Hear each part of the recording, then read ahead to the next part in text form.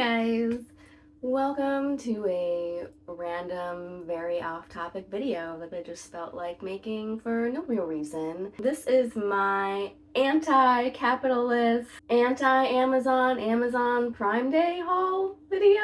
I did pick up a few deals last week during the Amazon Prime Days sale. Since I spent money I don't have on things I didn't really need, why not at least get some content out of it? So I'm just going to show you the handful of things that I did buy because they were super on sale. Some of them were things that I had just had on my shopping list or in my cart forever and was just waiting until I could justify spending the money on it, because it's just a lot of beauty and skin and makeup product. Maybe like one kind of witchy thing thrown in there. So yeah, a little bit of an off-topic video for what I usually have on this channel. Hey, it's my channel, so I can do whatever I want with it. I've really stepped back from consumerism culture as a whole, and I just wanted to shoot the breeze with you guys a little bit as to why that is, among other things. So let's get into it. So most of what I bought, like I said, is just kind of more beauty related. And one of the things that I want to talk about later towards the end of this video is the whole de-influencing influencer trend going around in social media right now, because I will fully admit that as someone who doesn't have cable TV or just watch a lot of TV in general, I fully just replaced most of that with watching random videos on YouTube. And I did get really into some of the beauty guru scene. I didn't watch a lot of the big name people that aren't really popular anymore after the whole beauty guru drama a couple years back. Anyway, all that to say, some of what I bought in the Amazon Prime Day sale were things that the one or two beauty lifestyle people I do follow on YouTube have recommended, or just things that I have kind of gleaned were maybe popular on TikTok and social media, even though I don't and will never have TikTok. Yesterday I said I was the worst YouTuber ever because I don't really interact with social media that much aside from maybe Instagram. Follow me on Instagram if you don't, at nightangel486.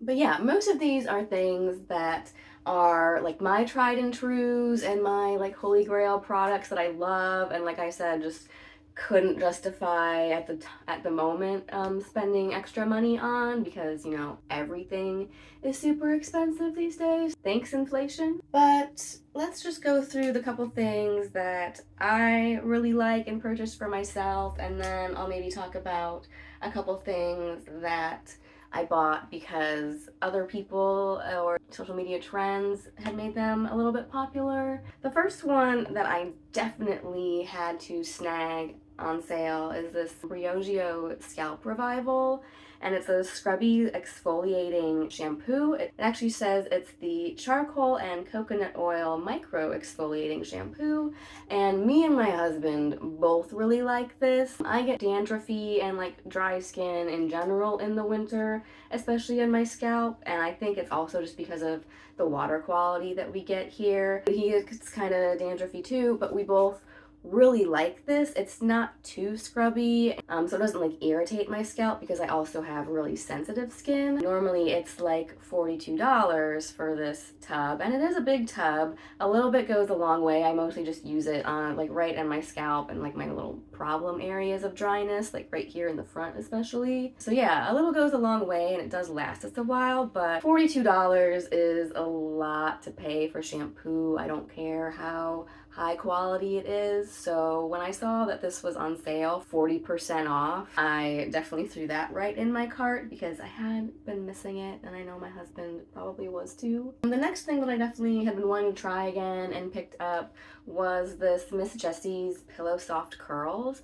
I tried this a few years back because they have it in Target where I am, and I was trying it when I was first trying to go back to embracing my natural hair texture and the waves and curls, because my whole life, straight hair was popular, and everyone was straightening their hair, and mine, kind of looks like this when I don't do a whole lot to it. And I think I wasn't using this the way that was best for my hair at first, because if I really do like cut my hair short and layer it, really embrace like the curly hair techniques, I can get curly hair. But overall, that wasn't a style that I was really going for, and it is a lot of upkeep. But if I just, moisturize my hair and take care of it and don't like brush it out too aggressively or anything, I can get some nice like soft waves and like ringlets in it. And so I wanted to try this again because I love the way it smells. It smells like fabric softener. Wash and go styling, big and fluffy curls, static free curls, and fresh laundry scented hair. For people who don't want hard ramen noodle definition, but instead want a larger, expanded, soft curl. And that is what I want. And so I wanted to go back and try this like soft styling lotion because I didn't want like gel or anything hard or crunchy like mousse, or like I don't like to wear a lot of product in my hair daily because I can go several days between washes for my hair and what's best for my hair. And so I didn't want anything that would make me feel like it was greasy or giving a lot of buildup.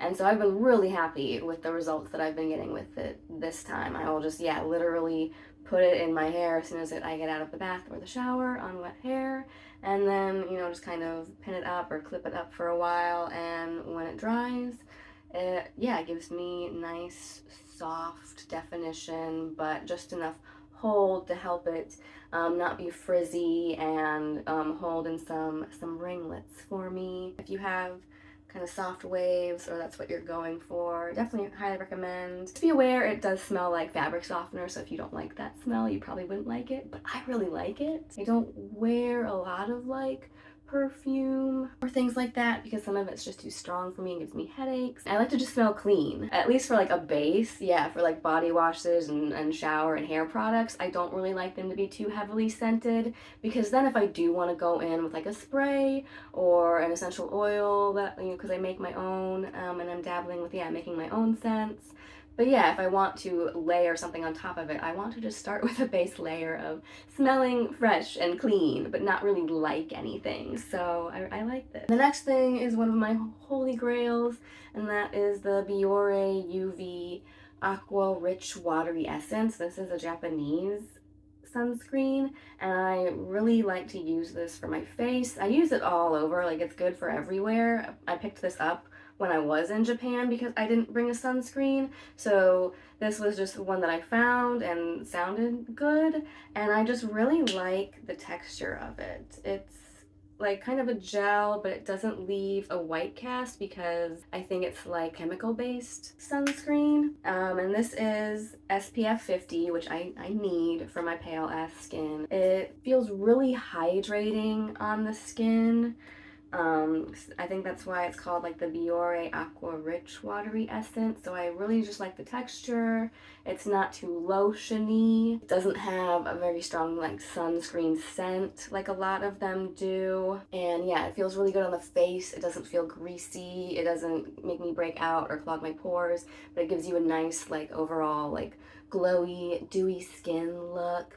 And it does work. I wore it all over, like on my shoulders and my arms and my face, like the whole time I was out in Japan walking around outdoors in full sun, and did not burn. And so I will always repurchase this. You can usually find good deals of it on sale. I normally get just the regular size, but since I've been using it and going through it so much now, especially in summer, I picked up the larger size. So yes, this is my holy grail sunscreen. Love it. Will forever repurchase. Now we're kind of getting into new stuff that I hadn't tried before. One was I've been having my eye on different cleansing balms for a while, with it being summer and me wanting to go swimming and do things like that and just sweating a lot. I've been trying out more waterproof mascaras, which I normally don't like because at the end of the day then they're too hard to wash off and get rid of. They're too waterproof, and as someone who wears contacts, normally one of my go-tos to remove makeup is just coconut oil, and that does work really well and is also very like moisturizing to the skin, but it absorbs without feeling greasy. Sometimes if you smear it around like your eyes, it gets all in my eyeballs and smears up my contacts and I can't see.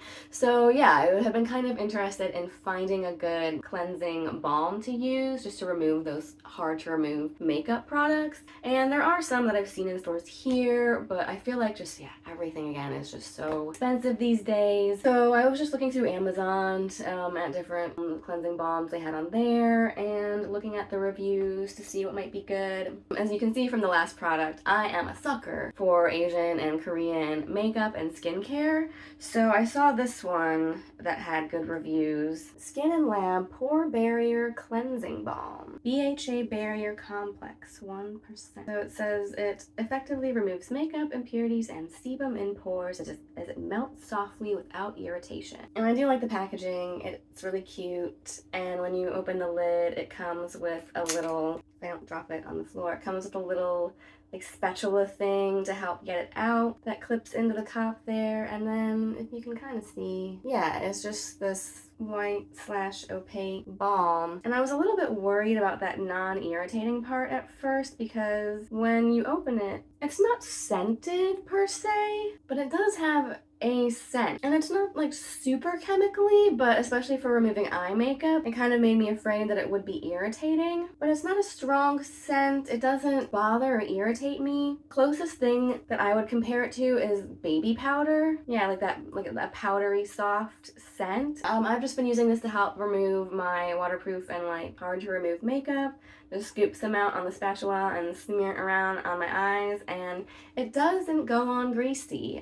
Even though it is a balm, it feels like it does have that like almost coconut oil texture at first when you put it on, and it melts very quickly on the skin. I can kind of try to show you here on my hand. I don't know if you can see, but yeah, it melts very quickly when you put it on, and yeah, it does become like an oily, like almost coconut oil consistency. Once you put some water on it and wipe it away, it does come off. It doesn't leave like an oily or greasy residue on the skin. It does kind of just melt into your skin, the excess, once you've washed away the makeup, and just leave you with that light, fresh, powdery scent afterwards. And it does, yeah, kind of absorb into the skin nicely. But usually how I've been using it is just to smear it around, get the makeup broken down, and then I'll go in with a micellar water on a cotton pad, wipe away, wash the rest off, just because I don't want to get any like in my contacts if I'm wearing them or like in my eye. So I will wash it away with water, but yeah, afterwards it doesn't, feel greasy or like there's still a residue on the skin. Even now, I wiped some of it away with a tissue, but it almost does kind of absorb and begin to feel a little bit more powdery soft after a while, if that makes sense, for an oil to kind of go to a soft powdery texture, but that's what it does. So yeah, I do like this. It doesn't irritate my eyes. I haven't noticed any breakouts or anything since I've been using it, and I am someone that has very sensitive skin and is using it around the eye area to kind of get rid of the waterproof mascara and things like that, and no irritation, nothing like that. So I do like this one. It had good reviews. It was pricey, but it was on sale for Prime Day, so I snagged it. The other one I've been seeing is really popular on like YouTube and things right now, and I know this is a popular brand right now in general, is the Sol de Janeiro. And I think they're more famous for like their skin creams and things like that, but I am a huge body spray person. I'm not a huge fan of perfumes, but I do like a good body spray every now and then. I have been looking for a replacement for this one that I've had forever, for at least a decade, but like they're no longer in operation, it's no longer made or sold, and that was this Eau de Minimes Botanical Cologne, and it just had this really light citrusy scent. Yeah, it's just fresh and citrus, and I love it for in the summer. Yeah, they don't make it anymore, and I'm almost out, so I am sad. I am really sad. So I've been kind of, just looking for some new body sprays.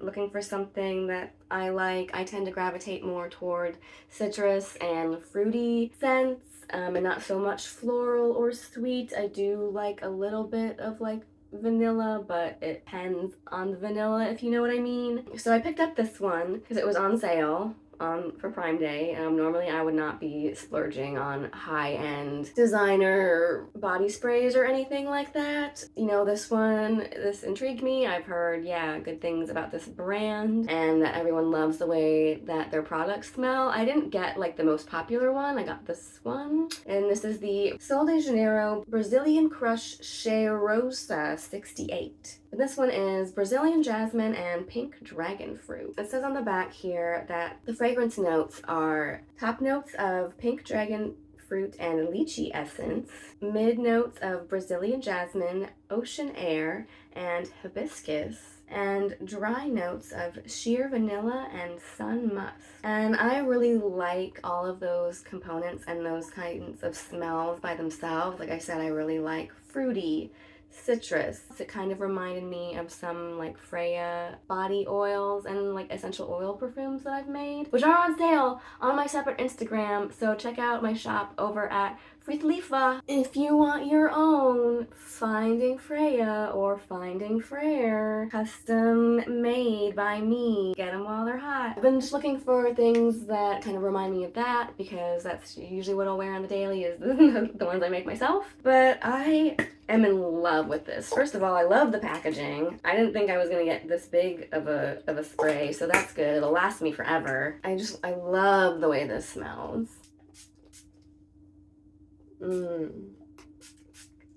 Maybe it won't last me a while because I just keep going back and respraying it and respraying it on myself because I love the way it smells. It does have like that light fruity top note.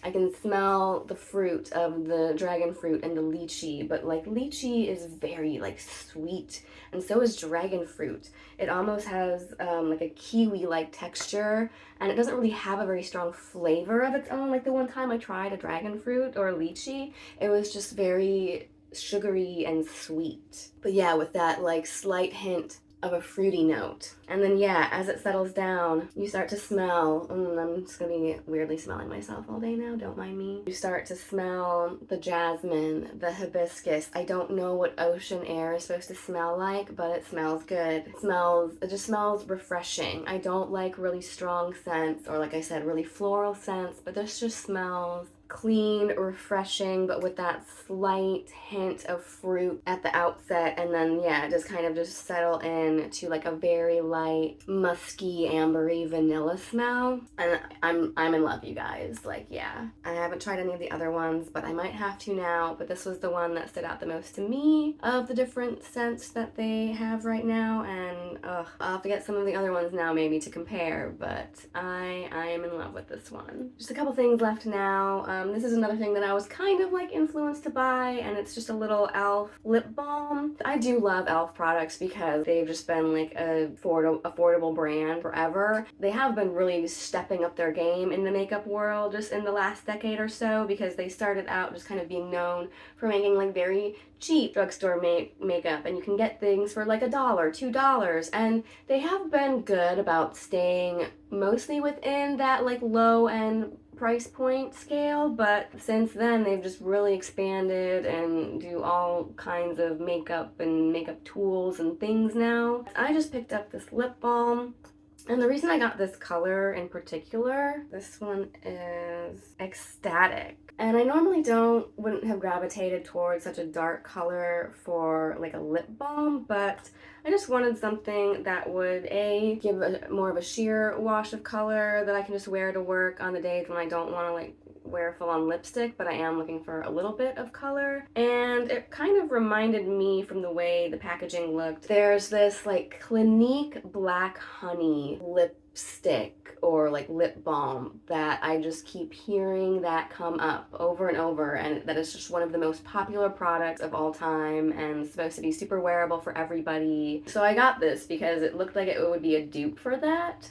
So I just wanted to check it out because I've been hearing about the Clinique version for so long, but I'm not going to spend money on that. So I'll get the e.l.f. version just to see if that is something that I would like or it would suit me. And I have kind of mixed feelings about the color itself. It does give like a very nice sheer wash of color, and it is buildable. You can build it up the more you put on, and I do really like the texture. I might have to also go back and get this in more colors now because it is super moisturizing. I do like that you can wear it sheer or build it up, but something about the depth of this color, I don't know if I like it for me or my skin tone. It just still kind of reads a little bit too dark, a little bit too quickly for me and what I kind of want out of my lipsticks and my lip colors in the summertime, if that makes sense. Maybe I'll go back to this more in the fall. As far as the color, I don't know if I'm a huge fan of it on me, but as far as the product itself and the texture, I love. It's like super moisturizing, and I do really like it for that.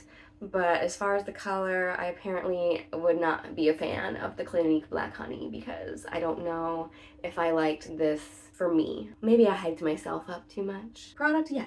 Color, eh. The last thing I got that's kind of more beauty related is I bought myself a new set of hairbrushes off Amazon. This was something that had just been in my cart forever and then was on sale, so I bought it. But the boar bristle brushes are really good at taking your natural scalp oils and redistributing them throughout the length of your hair, which for me as someone with curly hair is something that I need help with, because the curl wants to kind of keep all the oil trapped and it can't get down to condition the rest of your hair like it would if you have straight hair. Maybe if you have straight hair, that might be why you feel like it just looks greasy and needs to be washed more frequently, is because it's straight, your natural oils are just more easily able to get distributed throughout your whole hair. But for me, like my ends get a little bit dry, my scalp can definitely get dry, and so it just kind of needs that stimulation from brushing. And I liked this one because it did also have like the soft round tipped plastic bristles mixed in just to help my thicker hair with the detangling part of things, because I love the boar bristle brush, but it can't really get through my thick, more coarse hair. So I'm really liking that. I love that it came with a mini travel size version that I can take with me when I travel. And then it also came with a new wide tooth comb that I love to use in the shower or when I just get out of the shower to comb my hair out while it's wet. And that it has the rat tail to help with parting and things like that. Love that for curly or textured hair. Came with this cool little bag that I'm guessing you can, either fit the little travel brush in, or could maybe just act as a cover for the head of this brush if you wanted to put it away somewhere or take it with you. Love that for me. And last but not least, the one witchy item that I got at Amazon Prime Day, more chime candles, because I'm completely out at this point. So I went for the big restock and got this huge box of little chime candles in all different colors for all of my different color magic and spell work needs. And I really like the size of these too. They're a little bit thinner than some of the other ones that I've seen sold online or here in town. And I am a very impatient ADD type person. I don't always have a lot of time to sit and do things with candle magic just because I don't want to leave them unattended or get distracted by something and forget about it. These little ones, I think they're going to be really useful for doing things at home and putting in my travel altar for taking on the go. There you have it. There's all the things I bought for the Amazon Prime Day sale. But really, this is the first time I've like done a big online purchase and like splurged on things like this. I'm telling myself, my birthday's coming up, treat yourself, buy some things that I normally wouldn't splurge on, especially because I was getting really good deals on stuff. Most of the things I got because they were half off a regular price. So I took advantage of the sales that were there. But for the most part, I have really just been trying to extract myself from the whole like consumerism driven capitalism culture of it all. Because I literally can't afford to. So that's kind of just my form of silent protest, if that's what you want to call it, is okay, if you're not gonna literally pay me or anyone else a living wage in this country, then I really have no choice at this point but to not partake in the economy as much as I'm able to. I obviously still spend money on food, but we don't eat out as much as we used to. Even though I really like things like clothes and fashion and makeup, I'm not buying those things as much anymore, especially clothes.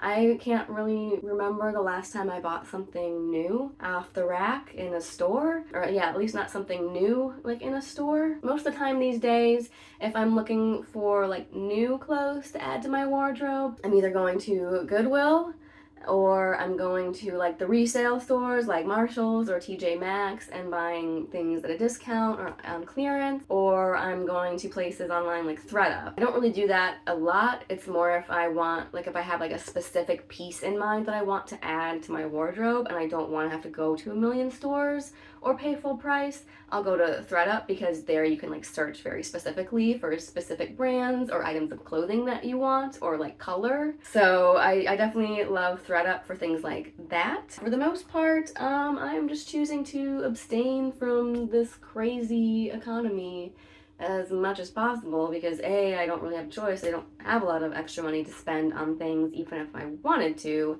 and B, it's just my kind of way of, my little sly, subtle way of, yeah, just not partaking in the whole capitalism rat race of it all. And I think that even though it has become a trend now, that it is interesting to see that we flipped the script from a couple years ago. Beauty influencers and things like that were huge on social media. It was all about like big hauls, massive fast fashion hauls, makeup hauls, people having entire rooms dedicated to storing makeup, and it just got wildly out of hand. And then the pandemic hit, I think, and none of us were able to leave our homes or really participate in the economy, and suddenly had to, or out of work and had to prioritize what we were spending money on. And I think it just made a lot of people take a big step back and realize what was important and what wasn't important.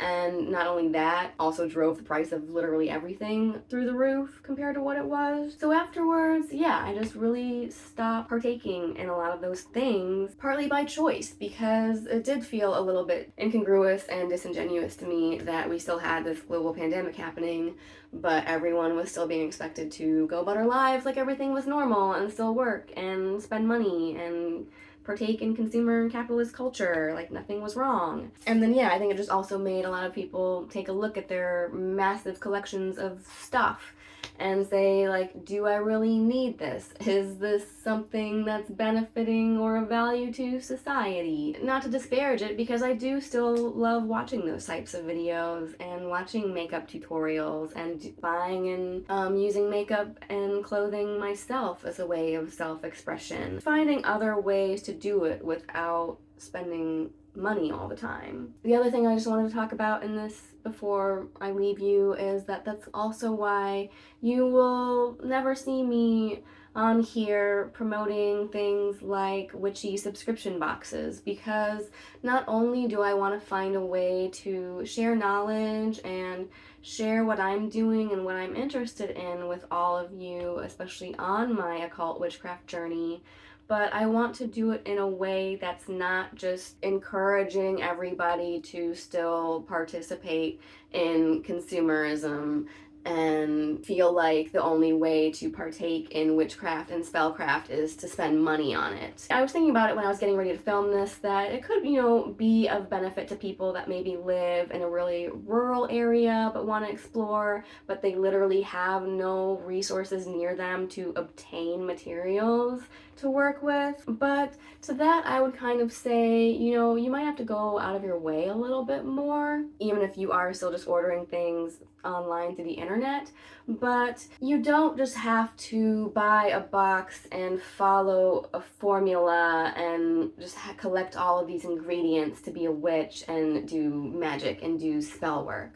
It is ultimately a craft, I think, of necessity and using what you have and what is meaningful and helps you do your best work and make meaningful mental connections. What makes you feel powerful and like the spell is going to work. So if you're into crystals like me, you don't necessarily need a subscription box for that. You'd be surprised how many places, even if you think you live in a small town, might still have a metaphysical shop somewhere near you, even if they're not near you, are still selling things online, either through a website or through places like Etsy.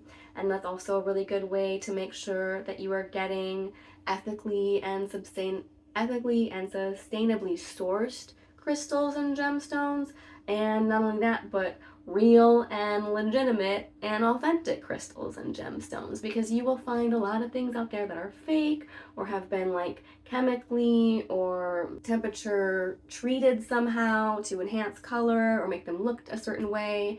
And I feel like that's just all razzle dazzle, and glad in some sense that a lot of this stuff is way more easily accessible now than it was a few years ago. At the same time, it just also leads me back to this capitalism consumerist culture where anything that even becomes remotely popular or of interest to a large enough group of people, if it's something that can be commodified and sold back, it will be these days. That's why we have things like sage and incense and witchy stuff being sold in Spencer's Gift and in the mall and places like that. If these companies can find a way to make money off of it, they will. That's just kind of my way of politely saying no thank you and just choosing to develop my craft and develop my path and develop my channel with you all, but in a way that feels right for me and is not just coming to try to get you guys, not just presenting things from a way of trying to sell you guys things or get you to feel like